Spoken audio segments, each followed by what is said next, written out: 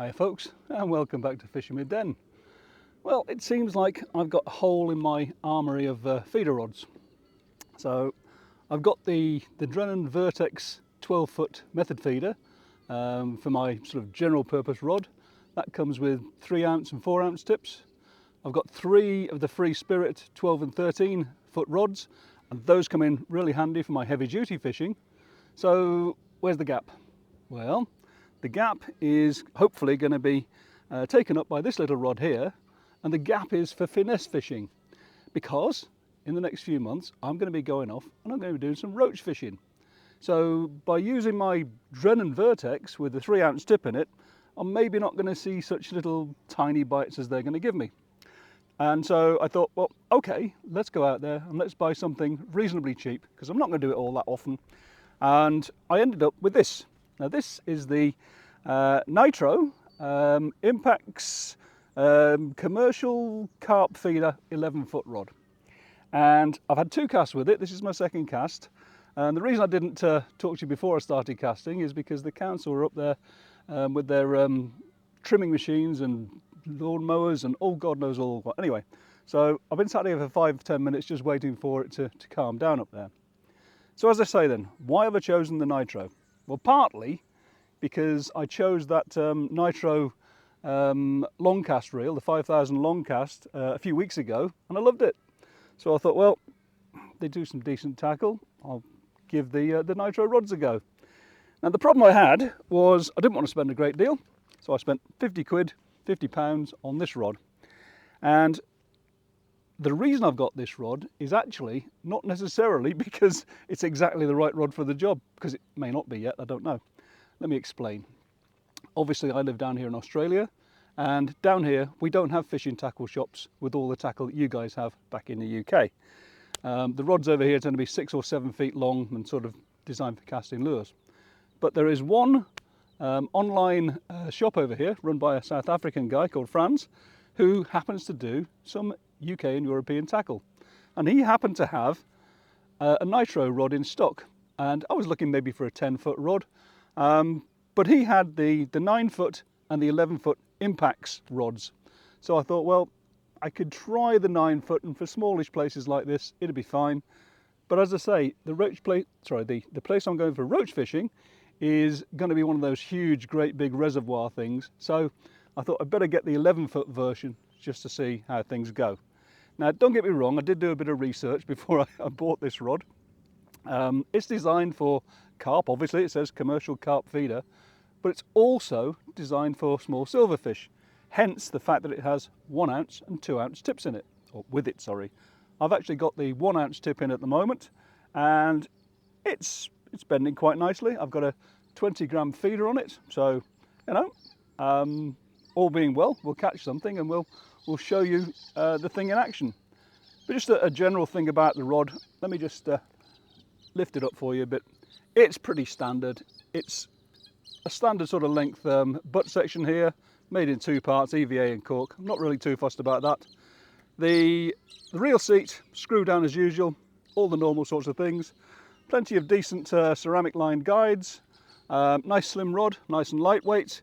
Oh, the good thing is it has a hook keeper down here. I had some rods where the hook keeper is on that side, which is obviously designed for right-handed people. Again, that's my little pet beef, isn't it, because I'm left-handed. So really, you know, it's a rod, it's light, it's got a 1-ounce tip, and it's cheap. And we're going to see today if it'll do the job. I will talk to you a little bit more about casting weights and things, just while I'm just putting this back to rights. So as I say, this is the 11-foot. These ones come in 9, 10 and 11-foot, but he didn't have the 10-foot one in stock from where I got it from. So let me just put that back to rights. There we go. The 9-foot was actually reviewed by Paul Cresswell from Paul's Tackle Reviews sometime in the last year, and I'll put a link down to his review down in the description box down below. Excuse me. Good review, and he liked it. So that's another reason I've chosen the Impax rod. As far as casting weights go, the 9-foot will cast 30 grams, the 10-foot will cast 40 grams, and this 11-foot will cast 50 grams. as I say, at the moment I've got a 20 gram feeder on and it's casting out really nicely actually. Only had a couple of casts, as I say, so we're going to have to wait and see if the fish turn up or not.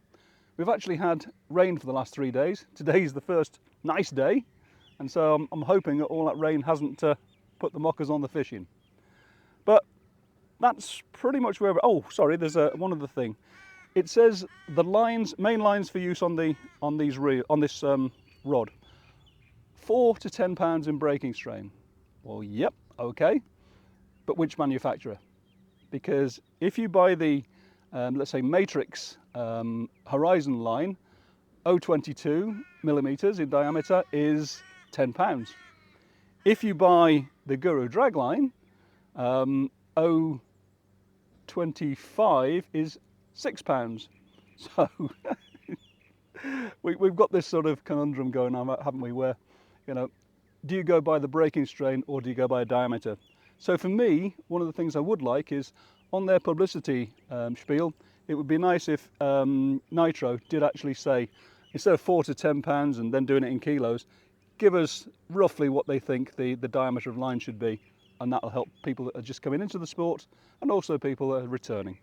But generally, I mean, to be honest, I've got 0.25 millimeter line on here, Guru drag line, because that's what was on that reel when I picked it up, and I wasn't going to go and spool up a whole another one with something like 0.22 just for my fishing.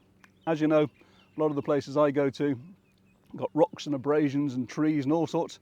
And in fact, would you believe, when I came down here this morning, just down there was half a washing machine.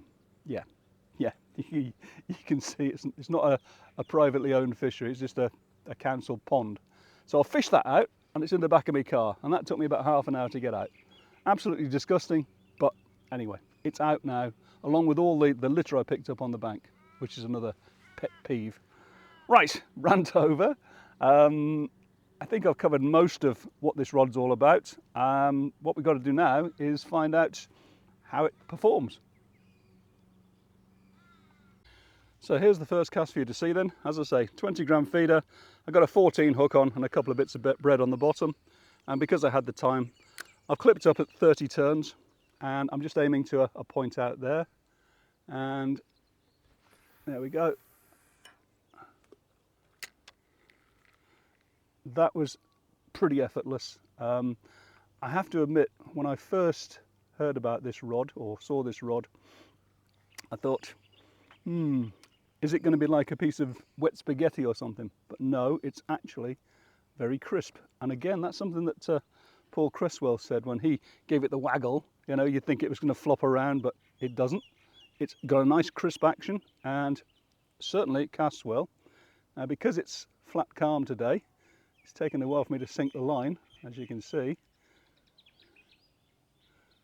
But so far as the casting goes, 20 gram feeders, no problem. As I say, this one is technically rated up to 50 grams. So sometime towards the end, I'll put a bigger feeder on and we'll give it a bit of welly and see what happens. Having said that, of course, these rods aren't designed for casting to the horizon. You're probably only going to fish, I don't know, 30 meters. I mean, it's designed for commercials.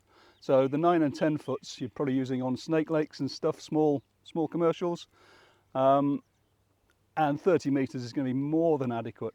For me, potentially, yeah, because I'm going to be fishing a big reservoir with it at some point. I might need to cast to 40 meters, but I can't see me ever needing any more than that. And even with this 0.25 millimeter line on, no issues whatsoever. It's actually very nice, which is pleasing.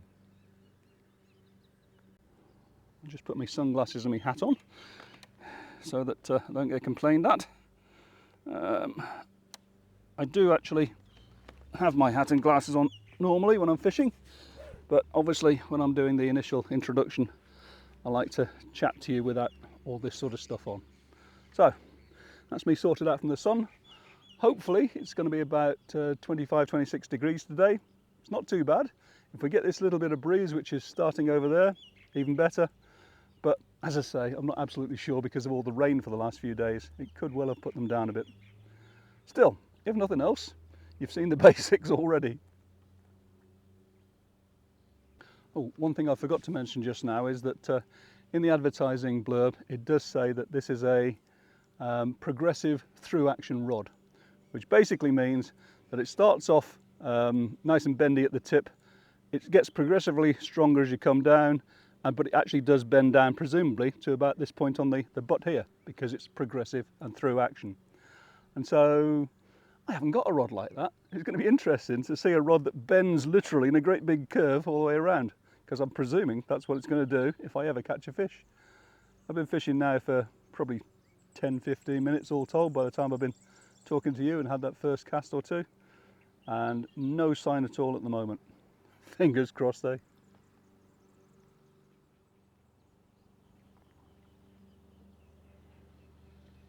I've just been getting the odd little dink on the tip, and obviously not proper bites yet, but it's just occurred to me that because this is a 1 ounce tip and therefore a lot less powerful than the 3 ounce tip in my general purpose Vertex rod, if a fish catches the line with its tail, especially if you're method feeder fishing, it's not going to move the feeder maybe.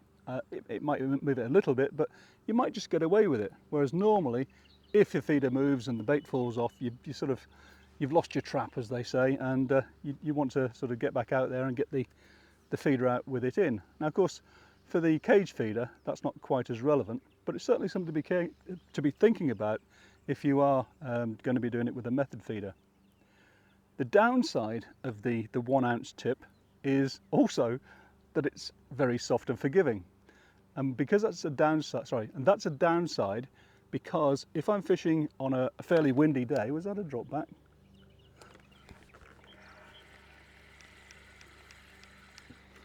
Well, if it was, I missed it. It could have been just the reel going backwards, but anyway. So what I'm trying to say is, on a windy day, when you've got an undertow, so the wind's going that way and the current's going that way, some of the venues I fish are quite badly affected by undertow. And of course, on a 1 ounce tip, that's going to pull it around a lot more than if it was a 3 ounce tip. So there are going to be some limitations on sort of what conditions I can actually use this in. Obviously, even on a big reservoir, if I'm only fishing sort of 10-15 meters out, it's not going to have the same effect as I'm fishing 30 or 40 meters out. So you could change to the 2 ounce tip, and that's a handy thing too, but it now gives me the ability to have 1, 2, 3 and 4 ounce tips in 2 rods. So yeah, that works for me too. Okay, as I say, as far as casting goes, it's easy. As I say, I'm fishing with the clip today. I know I did videos recently on how not to use the clip and do something different, but this is the MAP reel with the automatic clip system on. In other words, it releases automatically if a fish takes too much line, and because I've put it on here, I thought I might as well use it. Been a great reel over the years, and this was pretty cheap as well. When I first started buying these reels, I think they're about £50, something like that. They've gone up a bit now, but they've been in production now for a long time, so just goes to show people must still be buying them. And I must take off the plastic on the back of the butt here. I've forgotten to do that. Reeling in, yeah. A little bit of a bend in the rod, but no more than you'd expect. Perfectly reasonable so far. Had a couple more casts since we last spoke, and I've changed over to sweet corn because I'm not seeing any fish movement particularly. Certainly nothing rising, and I'm not getting any bites at the moment, so I'm just hoping we'll get something for you. Anyway, reload.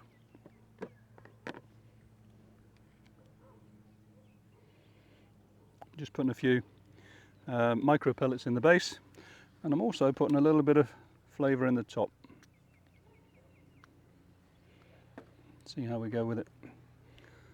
Try not to feed too much because this particular place does not respond all that well to a great deal of feed. I found that out over many years of trial and error and putting too much feed in. So anyway, here we go.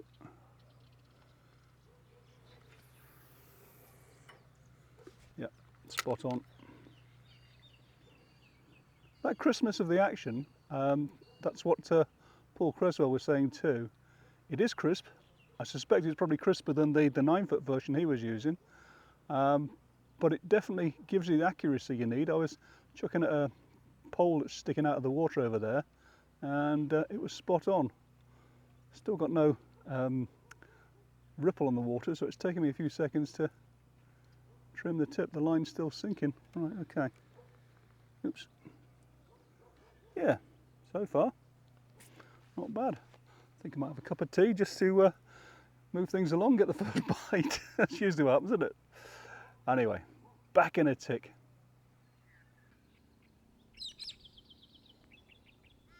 Oh, first bite, proper pull round. A tiny little fish, but hey, it was my first bite. No other indications for ages.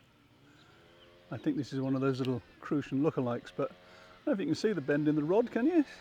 It's maybe pull it that way for this one. Either way, I mean, perfectly reasonable. Fish is hardly fighting. We're getting that progressive action. Probably get a little bit of fight down here now. There we are, look, just a little tiny fish. Lovely. It's not a silverfish because there aren't any in here, but hey, it's a small fish and it gave me a lovely pull round, didn't it? This is what I was talking about, these little, whoops, crucian lookalikes. They're apparently not crucians, they just look like them. And he's kind of swallowed it. There we go, got it out. But that's all right, isn't it? That's not bad at all. I'd have to say I've had a few casts with this now, and it's actually really good. Really crisp. There's the clip. Oops, get off that. Line's sinking a bit better now. We got just a fraction of wind on the water. But yeah, not bad so far, guys. What I have been doing, just to hedge my bets, is just putting a tiny little amount of feed just literally down there, the short range method sort of line for later. You never know, I might catch something there, but that'll be explosive, won't it? And we'll see how this progressive through action thing works if we get anything there too.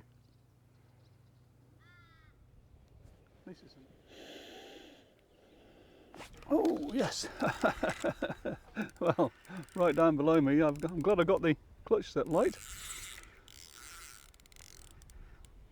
But yeah, I certainly took care of that okay. And I can see the progressiveness in the bend. I'm hoping this camera behind me is picking this up. But yeah, so far I'm seeing mostly tip to middle action, but then again, this isn't necessarily a massive fish.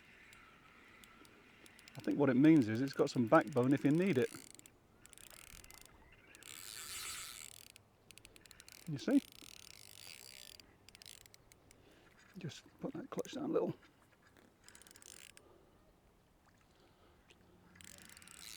Right, he's below me now, and yeah, they say progressive through action. Well, I suppose they're the manufacturers, but personally I'm finding it progressive through to the middle kind of thing. Anyway, either way it works. Maybe it's just because it's not such a huge fish after all. It was a good old pull, wasn't it? And certainly for the purposes of this, that will do quite nicely. I think we're only looking at what, £3 or so. So just about get my hand around him.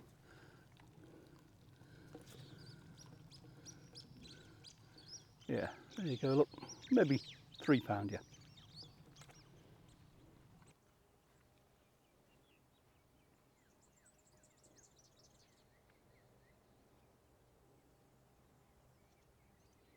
And a bite, it looks like a bite to me.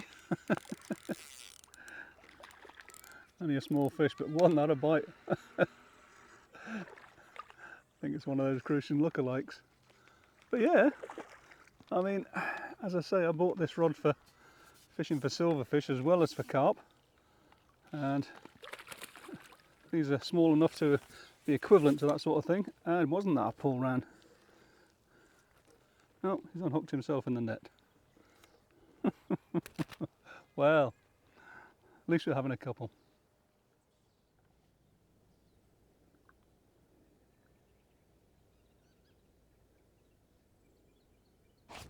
Oh, that's more like it. That's what I was expecting out there.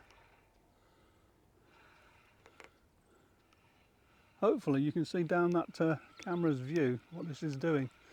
The fish is actually slightly out in front of me at the moment. It could do with coming a bit left to get more of a bend in the rod, but it's just coming towards me.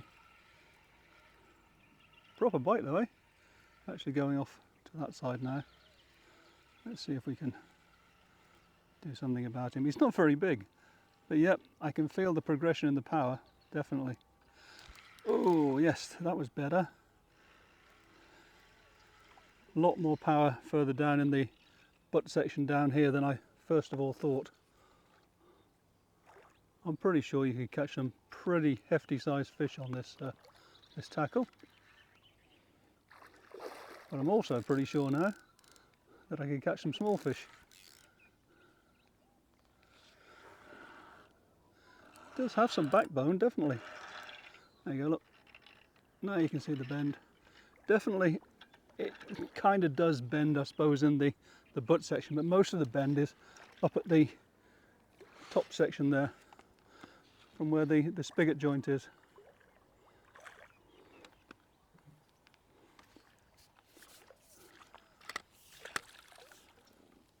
And there we go. This one's a little bit bigger. I can't quite get my hand around him, so he's going to be in the 4 pound range. Just see if I can hold him upside downish sort of thing. But yeah, very thick fish, and that did well. Good bite as well, wasn't it? Right, let's get back in there. Right, I'm just still feeding just a little bit just down the end of my rod top here.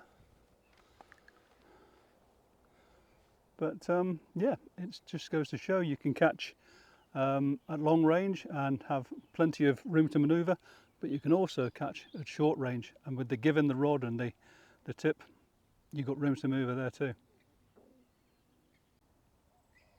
I'm getting indications, but obviously liners. And would I see these on a 3 ounce tip?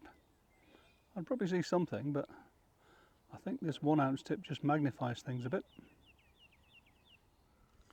Well, I think that'll pretty much do for today, although I did say back at the start that I'd try this with a bigger feeder. Remember, this is only a 20 gram feeder, so I've got one of these 30 gram feeders, that again homemade, same as the sort of Guru or whatever. It's a 5-hole feeder, and I'm going to put it out and I'm going to fill it with pellets. I'll take the bait off before I do that.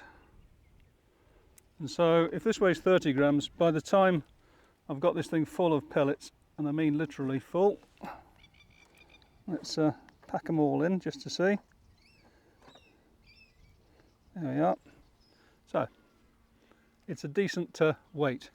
It's not 50 grams like they say it can cope with, but I'm just going to see how easy it is to hit the clip with this. Oh, that was effortless. That was a nothing jobby. So what we'll do, actually I'll just take the line clip off. As I said, I'm fishing at sort of 30 metres, or 30 turns, and so what I'll do now is I'll fill it up again and we'll give it a bit more of a beefy cast. Remember, I'm not proposing to go probably any more than 40 metres with this rig. If I want to go further than that, I'll use a bigger, heavier duty set of tackle. But we'll give it a go because I said we would. There we go. Right. And a bit more beef. Oh yes. I mean, do you know, hang on, 1, 2, 3.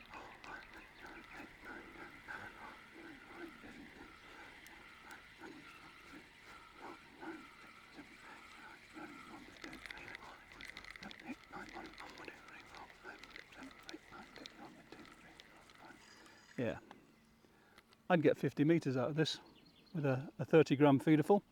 So I have no qualms about that, reaching the distances with the size of feeder I'm ever going to use on this. But what do I think about this this rod then? Well, personally, I think it does exactly what they said it did on the tin. It's an 11-foot rod. It's got a progressive action with a light 1 ounce and 2 ounce tip, and yeah, it'll cast out everything I need to, as I've just said, to the distances I need to. It's accurate, it's not floppy. They said it's progressive through action. Personally, I feel it's sort of progressive through to the middle action, but hey, I think there's plenty of backbone left in it because I've only caught carp up to maybe 4 pounds today. But yeah, I think for what I want it for, it'll certainly catch carp, but you've seen that today. But it should easily do me a good turn on fishing for silverfish like roach in a few months' time. And that's what I bought it for. So, does it get a thumbs up from me? Yeah, it gets a thumbs up. And I'd have to say, I mentioned right at the start that I'd recently bought the Nytro Horizon 5000 long cast reel, which is a big heavy duty beast, completely the opposite of this. And that was a really good reel too. And that was a really good price. I think it was £65. This is 50 quid, £50, and it's worth every penny as far as I'm concerned. Again, as I said with the reel, it's only the first time I've used it. For all I know, it could fall apart in the next few weeks. But no, in all seriousness, the way this feels like a quality piece of kit, which could easily command a higher price. So Nytro, well done on that. And if you want to send me loads of free kit, like Paul Creswell says, feel free. Anyway, that's it for another one, guys. I hope you enjoyed it, and I hope you got some benefit from me doing the review on this. If you did, as I always say, can you give me a click down on the like button? It helps with the YouTube algorithm. And of course, if you want to subscribe, that's even better. But till the next time, bye for now.